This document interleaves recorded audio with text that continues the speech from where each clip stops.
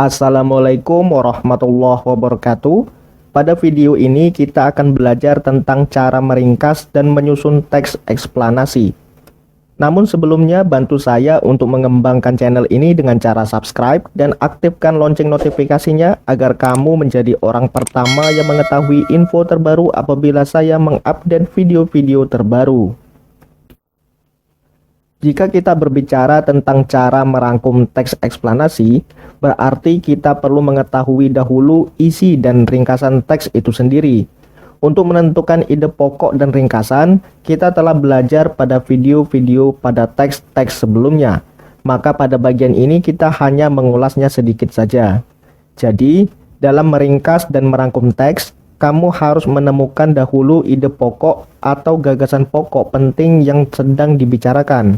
Biasanya ide pokok ini menjadi kata kunci dan pokok pengembangan paragraf-paragraf selanjutnya. Untuk menemukan ide pokok tersebut, kamu harus jeli membaca teks tersebut dengan seksama. Kemudian, dari ide pokok itu bisa kamu rangkai menjadi teks baru yang lebih pendek.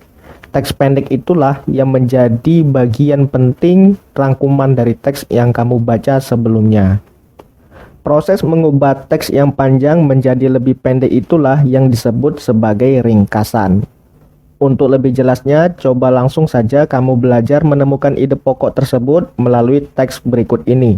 Silakan kamu temukan dan tentukan gagasan pokok dari masing-masing paragraf pada teks berikut. Jadi, apa gagasan pokok pada paragraf pertama?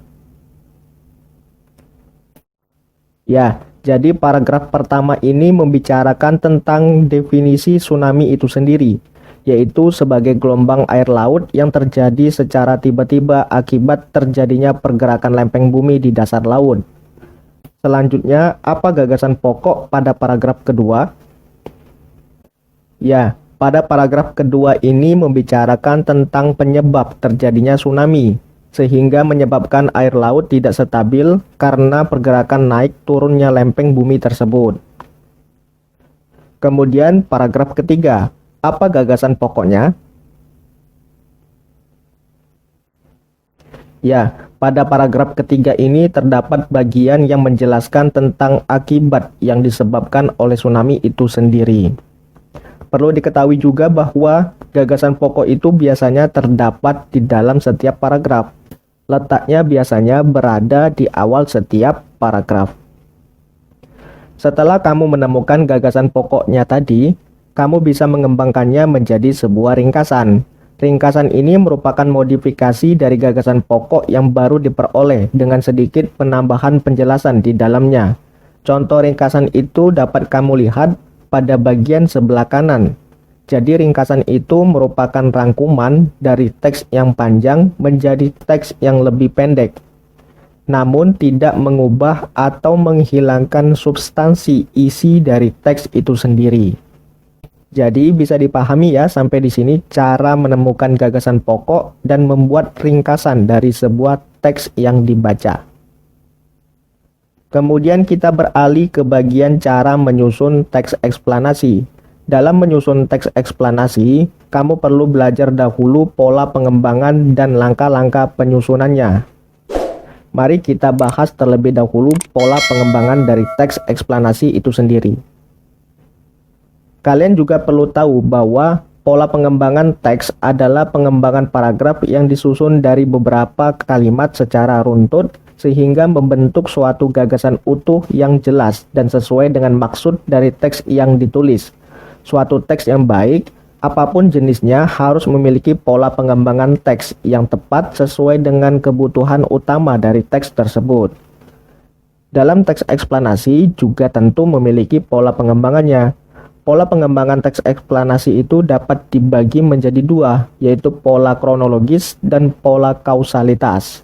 Pola kronologis atau pola yang berdasarkan pada proses, maksudnya adalah teks eksplanasi yang disusun harus berdasarkan urutan waktu yang menjelaskan suatu proses terjadinya fenomena atau bagaimana urutan kejadian suatu peristiwa tersebut. Sementara pola kausalitas atau pola yang berdasarkan hukum sebab akibat, maksudnya adalah yaitu teks yang disusun berdasarkan hubungan sebab akibat yang menjelaskan mengapa atau bagaimana suatu peristiwa atau fenomena itu bisa terjadi. Untuk lebih jelasnya, coba perhatikan perbedaan dua teks eksplanasi berikut ini. Pada bagian kiri dikategorikan sebagai teks eksplanasi berpola kausalitas karena menjelaskan proses meletusnya Gunung Merapi disertai penjelasan sebab dan akibat yang ditimbulkannya. Sementara pada bagian kanan disebut teks eksplanasi berpola kronologis karena menjelaskan proses terjadinya gunung meletus berdasarkan urutan kejadiannya. Dengan kata lain, dapat kita simpulkan bahwa pola pengembangan kausalitas atau yang berdasarkan hukum sebab akibat akan memiliki konjungsi kausalitas seperti sebab, karena, akibatnya, dan sejenisnya. Sementara pola pengembangan kronologis dalam teks eksplanasi akan banyak menggunakan konjungsi kronologis seperti kemudian, akhirnya, selanjutnya, sekarang, lalu, mula-mula, dan sebagainya. Selanjutnya, cara penyusunan teks eksplanasi. Langkah-langkah yang dapat dilakukan untuk menyusun ataupun menulis teks eksplanasi adalah sebagai berikut.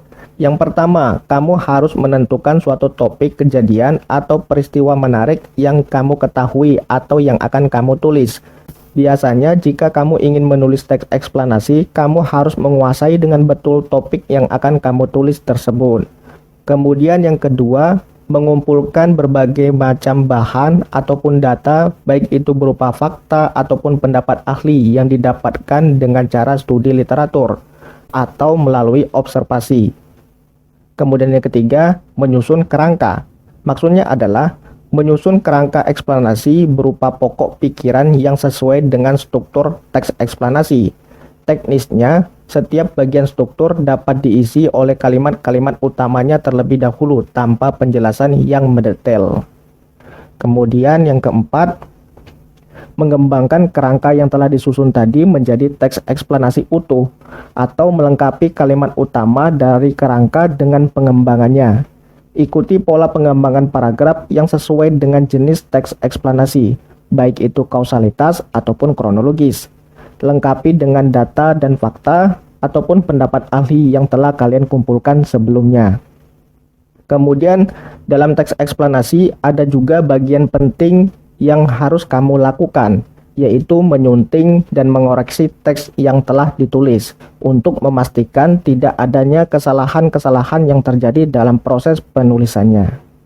Jadi itulah materi singkat tentang cara meringkas dan menyusun teks eksplanasi.